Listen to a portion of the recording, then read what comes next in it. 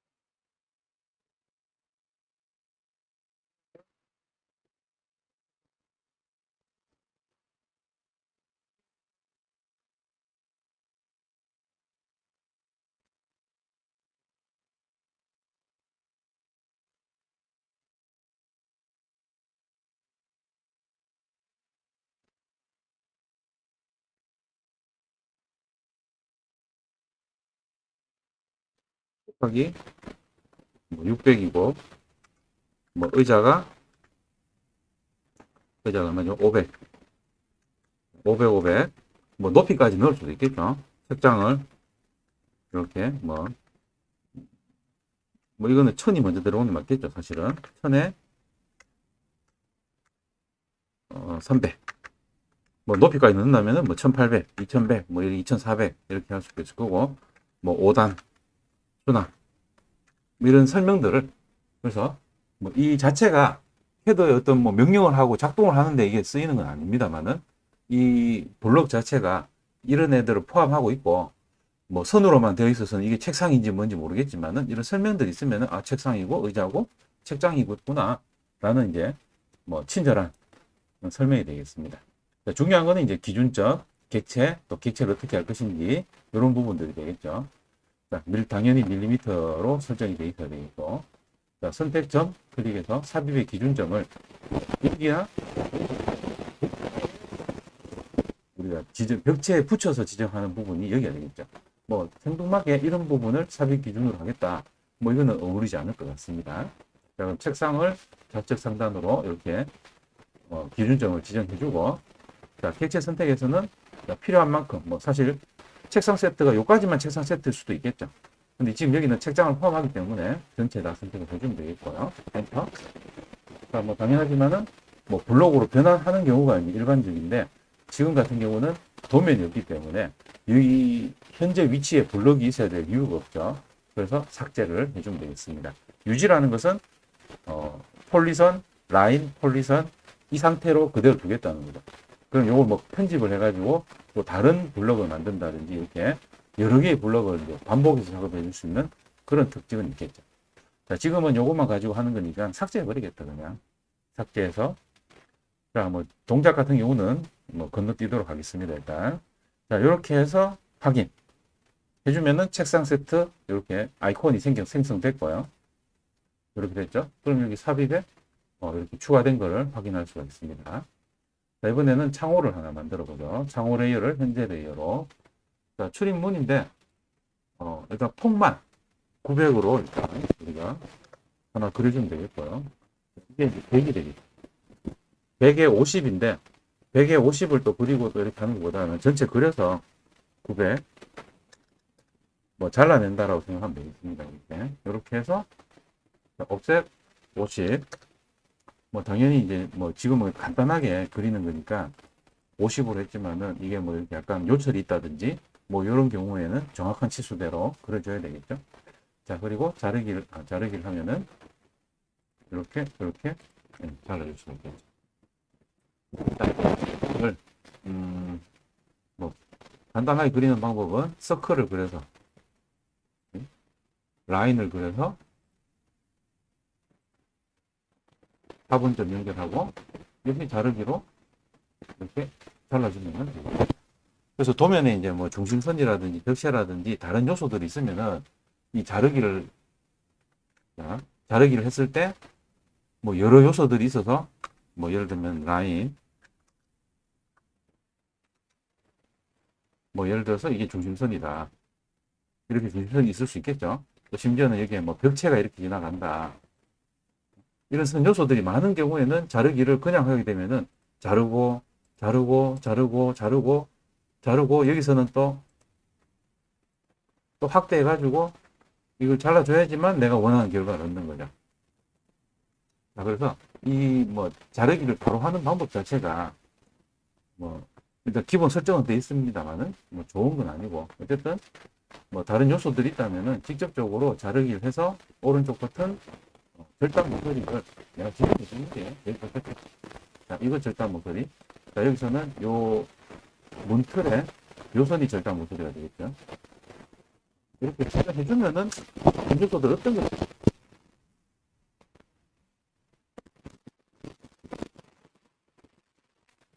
쓰고.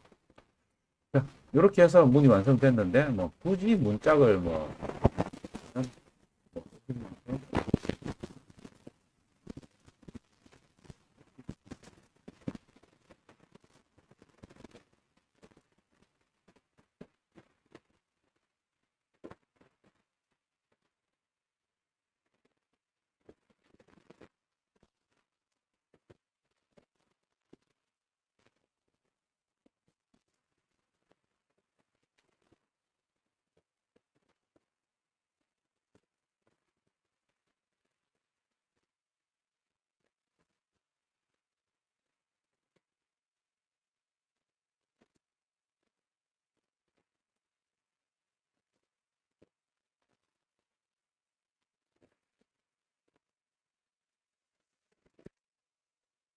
네. 이걸 해야 되겠죠? 이렇게. 아니요. 필요 없죠. 실제로는 이 네 가지 케이스가 있다는 거예요. 네 가지 케이스.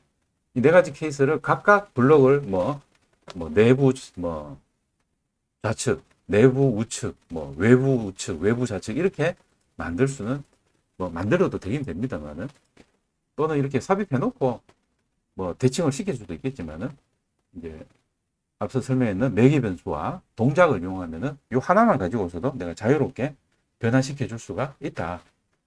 자, 일단 작성. 자, 만들어야 되겠죠? 자, 여닫이 문이라고 해도 되고, 문을 먼저 적어주고, 여닫이다. 이렇게 해줘도 되겠죠. 그리고 뒤에는 치수를 이렇게 적어주는 것이 아무래도 좋겠다. 900일 때, 750일 때, 800일 때, 1000일 때, 1100일 때, 이렇게 달아지니까요. 900으로 해주면은, 좋겠습니다. 자, 선택점은, 아무래도 벽체에 뭔가 어느 점을 찍어줘야 되는 거니까, 벽체와 만나는 요 점, 여기보다는 경첩이 있는 이쪽이 좋겠죠. 그럼 요 엔드 포인트나, 또는 여기 엔드 포인트, 자, 둘 중에 애매할 경우에는 그냥 중간점, 미드 포인트를 삽입점으로 지정을 해주고, 자, 객체 선택에서는 전부 다 선택을 해줘야 되겠죠. 자, 역시 삭제시켜주면 되겠습니다. 확인. 자, 이렇게 해서, 일단, 블록 두 개를 이렇게 만들었고요. 자, 지금 중심선하고 벽체하고 이런 것들을 그려야 되겠지만은, 자, 지금 오늘은 간단하게 우리가 매개 변수와 동작을 넣어서 우리가 사용하는 방법을 살펴보는 거기 때문에, 자, 일단 삽입할 때는 0번 레이어에서 삽입해 주는 것이 주종 관계를 만들어 주기에 편하다라고 이제 이해할 수 있습니다. 우리가 가구 삽입할 때는 가구 레이어를 현재 레이어를 하고 얘를 삽입하는 방법도 있겠고, 또 창호 레이어를 또 삽입할 때는 창호를 현재 레이어를 하고 문을 이렇게 삽입하는 방법도 있을 거고, 자, 이런 방법들을 쓸 수 있겠지만은, 우리가 외부에 있는 블록을 가져올 때는 그 블록을 무슨 레이어로 만드는지 알 수가 없어요. 그럼 이제 가구로 쓸 거면 가구 레이어를 현재 레이어로 하는 방법도 있습니다만은, 들어온 레이어가 뭔지도 모르는 상태에서 이렇게 컨트롤 하기에는 오히려 0번 레이어를 현재 레이어로 해서, 그러면 어느 걸 가져와도 상관없잖아요. 여러 개의 다른 레이어들을. 그래서 이렇게 넣고, 문도 이렇게 넣어주고 한다면은, 그래서 지금 이제 요 같은 거지만은 얘는 가구 레이어에서 가구 삽입을 한 거고, 얘는 0번 레이어에서 삽입을 한 겁니다. 그래서 가구 레이어를 끄면은 일단 다 꺼져요. 그리고 창호 레이어를 끄면은 다 꺼집니다. 자, 그런데 0번 레이어를 끄면 오프 시켜 볼게요. 현재 레이어 끄기. 0번에서 갖고 왔는데 이게 이러지? 뭐지? 레이어 하나 더 만들게요. 그러면은 테스트 겸 중심선으로 하겠습니다. 자, 중심선 레이어가 현재 레이어일 때 동결 시켜주면은, 자, 이렇게 0번 레이어에서 가져왔기 때문에 가구 레이어로 되어 있는 애가 0번 레이어의 주종 관계가 되는 거죠. 그래서 주가 되는 0번 레이어가 꺼졌기 때문에 종이 되는 이 두 번째 삽입했는 책상 창호가 이렇게 오프가 되는, 프리즈가 되는, 동결이 되는 결과가 되고, 이건 왜 안 됐지? 켰지? 이게 여기서는 안 되네요. 동결을 시켜줘야 되네. 이런 식으로 해주면은 이걸 0번에 종속시켜서 꺼줄 수가 있다는 거예요. 당연히 원래 가구 레이어였기 때문에, 가구를 끄면은 당연히 가구가 다 꺼지는 거고, 창호가 꺼지면은 창호가 다 꺼지는 거고. 오픈은 조금 의미가 다르다, 그죠? 오픈은 이렇게는 오프되는데 0번이 오프됐을 때는 쟤들이 꺼지지가 않네요. 이것도 헷갈린다. 자, 이런 어떤 주종 관계, 얘들을 어느 레이어에서 삽입을 시켰느냐, 이런 관계들도 굉장히 복잡한 결과를 가져오게 되겠습니다. 자, 일단은 요 0번 레이어로 가져온 것만 놔두고 이걸로 가지고 해볼게요. 그럼 이 책상이 마주보는 책상이 있을 수 있다. 마주보는 책상이 지금 기숙사에서도 이렇게 하나 배치를 하고, 그 다음에 삽입을 해서 저희 반대편에 이렇게 일단 넣고 무브 할게요. 지금 뭐 벽체를 안 그렸기 때문에 대충 넣은 겁니다. 이렇게 문 이쪽에 있겠죠. 자, 이런 식의 이제 배치가 지금 만들어졌을 거예요. 벽체가 있다라면은. 자, 그러면은 내가 원하는 거는 이 책상이 이제 상하 반전이 일어나 대칭이 되는 결과가 필요한 거죠. 그러면 뭐 단순하게 그냥 대칭을 해도 됩니다. 대칭을. 대칭을 해서 이렇게 반전시켜주고 원본 객체를 지우면은 내가 원하는 결과를 얻겠죠. 자, 그런데 이런 단순한 거 말고 자, 매개 변수와 동작을 이용해서 만들어 보자는 거예요. 자, 그러면은 편집을 들어가겠죠. 편집. 자, 해보겠습니다. 편집에서 자, 책상 세트 확인. 자, 그럼 편집 화면이 이렇게 나오고 자, 여기에다가 이제 순서를 여러분들이 잘 기억을 하면 되겠어요. 자, 블록 제작 팔레트, 전체 팔레트가 나오는데 매개 변수, 동작, 매개 변수 세트가 또 있고요. 구속 조건 이런 것들이 지금 나와 있습니다. 자, 이건 뭐 다 설명하기는 어렵고 뭐 다 몰라도 됩니다. 자, 일단 매개 변수를 먼저 지정을 합니다. 뭐 반전, 그죠? 반전 매개 변수는 반사선을 지정해 주는 거예요. 반사선의 기준점, 첫 번째 기준점, 두 번째 기준점을 이렇게 오른쪽 해서 요 수평선을 반사선으로 만들어 주는 거죠. 뭐 이렇게 삐딱하게 할 수도 있고 새로 세워서 할 수도 있겠죠. 자, 이렇게 반전 상태를 만들어 주고 자, 레이블 뭐 명찰이라고 생각하면 됩니다. 명찰. 자, 얘를 갖다가 요 끝에다가 이렇게 클릭을 해주면은 요 점선 반사선이 반전 상태 1이라는 애가 되는 거고 자, 여기 이제 느낌표가 나오는 것은 현재 매개 변수만 만들어졌는데 매개 변수와 연관된 동작이 있어야 되는데 없어서 느낌표가 오류 메시지가 떠 있는 겁니다. 자, 그럼 동작으로 가서 반전을 클릭해서 자, 지금 다이나믹 인풋에서 뭘 선택하라? 매개 변수를 선택해라. 앞에서 만든 게 매개 변수잖아. 매개 변수를 선택해라. 얘를 선택하면 되는 거예요. 뭐 레이블을 선택하면 되겠죠. 클릭. 그 다음 객체 선택해라. 이 반사선에 의해서 반전되는 애가 어느 거냐. 자, 다 선택해도 되고 일부만 선택해도 됩니다. 지금은 다 하겠다. 다 하겠다. 자, 이렇게 해서 엔터. 그러면은 여기 느낌표가 없어졌죠. 이 네 개 변수에 연관된 동작이 생겼으니까. 다 된 거예요. 다 끝난 거예요.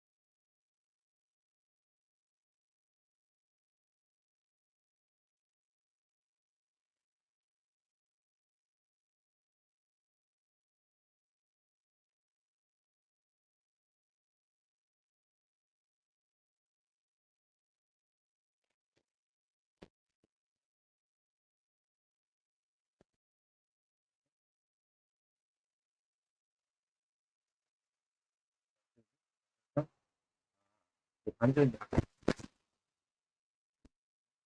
완전 3이 되겠고,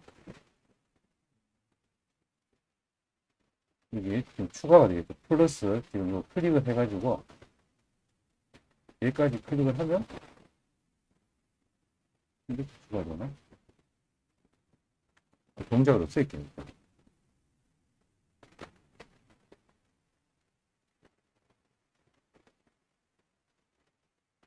반전, 매개 변수 선택, 객체 선택, 여기 빠지면 안 된다. 객체 선택, 여기 빠졌어요. 엔터. 아, 휴대폰이네. 다시 해야 될 것 같은데? 다시 해야 될 것 같은데?